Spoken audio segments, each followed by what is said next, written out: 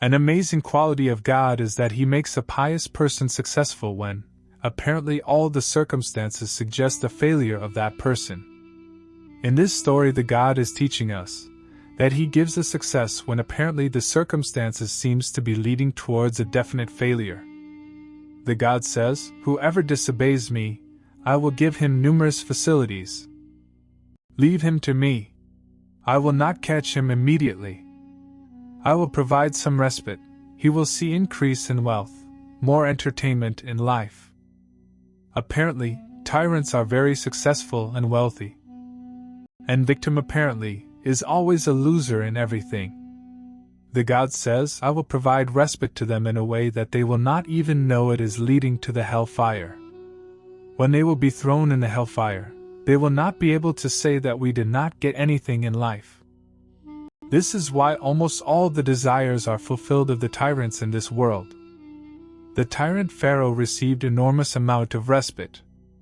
He had a very big kingdom in Egypt. He was famous for insurrection, ordered the execution of children of Bani Israel. We cannot imagine the agony of a mother whose child is slaughtered in front of her.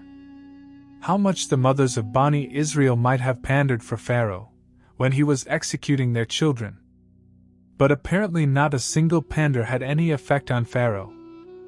Nonetheless, Moses came and started to spread the word of Almighty Lord, proving his message by evidences, verses, lessons, signs, and miracles. Pharaoh started to progress even more, became more tyrant, powerful, and unstoppable. A stage came that even though the pious people of Bani Israel believed in Moses' message, started to express their agony aloud. They said, "O Moses, our state has not changed at all, even after believing in Lord Almighty and your message. What benefit did we get by your prophethood?" Moses replied to them, "O my people, ask help from the God and be patient." Honestly, today we find these verses very amazing that what a great advice was given by the prophet Moses. Had it been us instead of Bani Israel, we would not have found it so amazing advice. Put yourself in Bani Israel's shoes for a second. What would be your reaction to the prophet Moses' advice? Just imagine if a person would be a victim of a worse tyrant ruler, his family would be taken as slave, less wages in return for hard work. On the top of it, when the children would be born, they would be executed in front of the parents. In this horrible situation, the God would send Prophet Moses as an answer to the prayers, and Moses would give glad news of help from the God, advises to be patient, be steadfast on your faith, and keep praying. But in front of your eyes, the Pharaoh would be getting more aggressive in punishing people, and committing more insurrection than ever. In this situation, people were expressing their agony in front of Prophet Moses. If he would have given exact time and day of God's help, they would have taken a great sigh of relief. But the God did not disclose the time of help, a day, a month, 6 months. He was testing both the tyrants and the victims. He was testing the patience and faith of Bani Israel, while providing more respite to the Pharaoh. The God did not tell Pharaoh the time he is going to take him down. In front of Pharaoh's eyes, he was invincible, because apparently his opponents were poor, humble, and weak. Bani Israel were not wealthy. Most of them were slaves. Pharaoh used to be sarcastic about Prophet Moses, saying, "He is so poor that he does not even own 100 square meters of land. He has always been a shepherd. Whereabout I own gold bangles and palaces."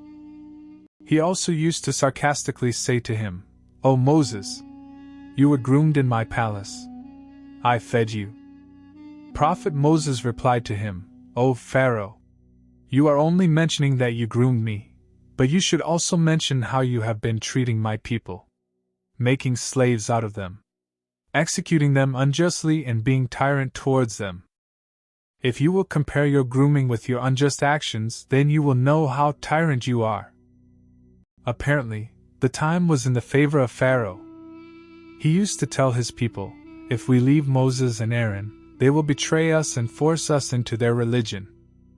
Though Moses never picked up a sword to fight him. or provoke people to stand against him. He just conveyed the message of Lord Almighty. Prophet Moses could not even stop him from executing children of Bani Israel. How on earth he would have had overthrown the kingdom of Pharaoh? He was just always trying to find an excuse to hurt Moses and Bani Israel. In this scenario, if Prophet Moses would have given his nation a specific time of God's help, they would have agreed upon it immediately, as they would have thought, "We have awaited for so many years. At least now we know when Pharaoh will be destroyed." But no! Prophet Moses said, "I do not know when the Lord Almighty will help, just be patient and pray to Him. God has promised that you will be successful." Just imagine if someone would owe you money but says to you, "I will return you the money but no clue when." How frustrating it would be for you. Similarly, Prophet Moses was telling Bani Israel that the God's help will come but no clue when. Be patient and keep praying. Let the God do His work and do what you have been told to do. As a reminder, Prophet Moses told them, "The kingdom belongs to the Lord Almighty, of both heavens and the earth. Out of His creation, He gives the kingdom to whom He wills." Meaning, I know this quality of God. If is He not taking the power from Pharaoh, that does not mean that He cannot. There is His wisdom in it, which is beyond our understanding.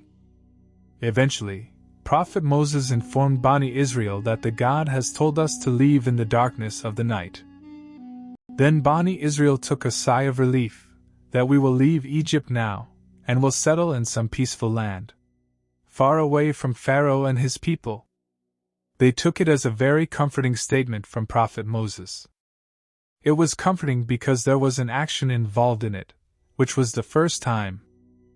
The reason they did not flee Egypt previously was, there was no guarantee from the God to protect them, in case they would get caught. But now the God Himself was telling them, via Prophet Moses, to flee Egypt in the darkness of a night, was a guarantee from Him. They did not know that the test from God is not over yet. When they flee, what should have happened was, Pharaoh should not have known about their escape from Egypt.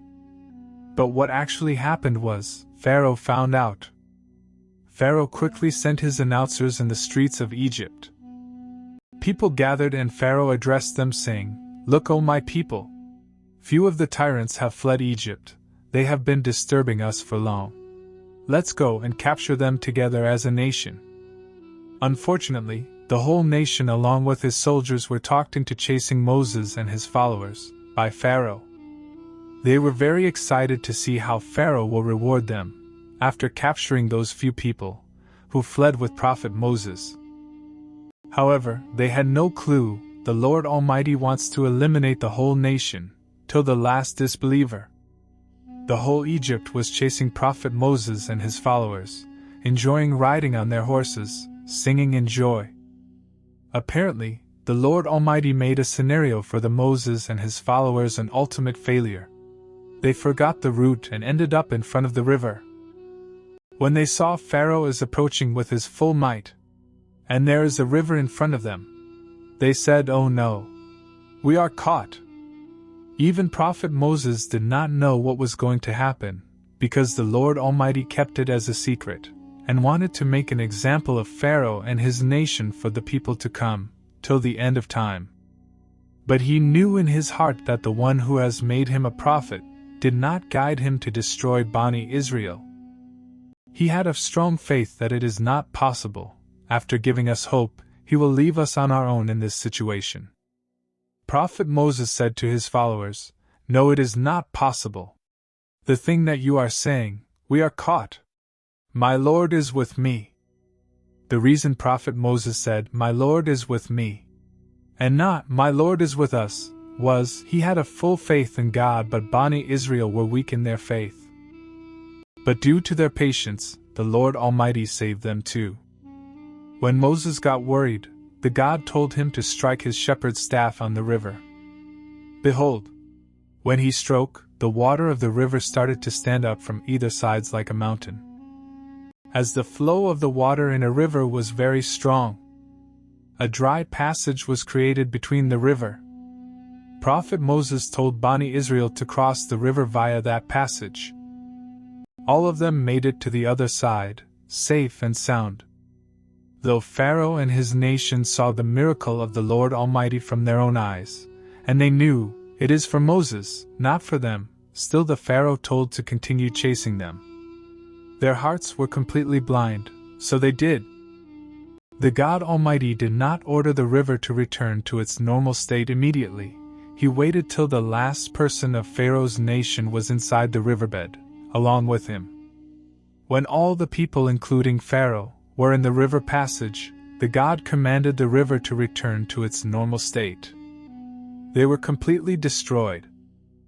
Jewish people believe in this story as it was a miracle of Moses, and is mentioned in Torah. Christians believe as it was in a Bible, and Muslims believe in it as it is mentioned in the Quran too.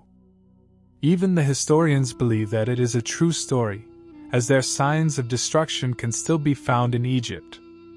The Lord Almighty gave enormous amount of respite to Pharaoh. Prophet Moses and Aaron showed him evidences, verses, lesson, signs, proofs and miracles, but he was too stubborn to believe in the Lord Almighty. The Quran says when he was drowning in the river, he started to accept the truth and said, "Please listen to me for a second. Why are you drowning me? I bear witness that there is no God, not even me, except the same one which Bani Israel believes in. May the Lord Almighty save us all to be in a similar situation like Pharaoh. Ameen." The Quran says, now you are accepting. When you are drowning, previously you were stubborn and arrogant. The Lord Almighty said, the common disbeliever gets one punishment, but you will get two punishments. One is that you will be burnt into the hellfire day and night. The second is, I will preserve your dead body and make an example out of it, for the people to come till the end of time. Look at him. He is the one who was tyrant, stubborn, who used to think that he is so powerful that he can do anything. I request all of you to be humble while walking on the earth.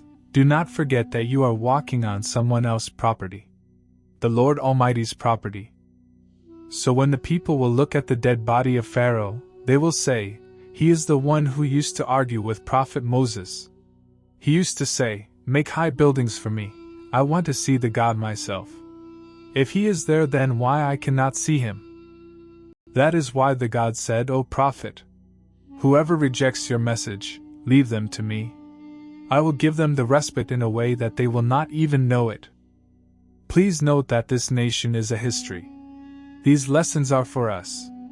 I will just pray 5 times a day and everything will be according to my plan and will. I will have millions of dollars in my account, no worries, no depression, all things sorted out immediately. I will have 6 or 7 houses under my name, and will live happily ever after. Get out of this myth. This only happens in fairy tales, not in real life. The Lord Almighty has created us, to test us. May He make our lives easier as we are very weak. Ameen.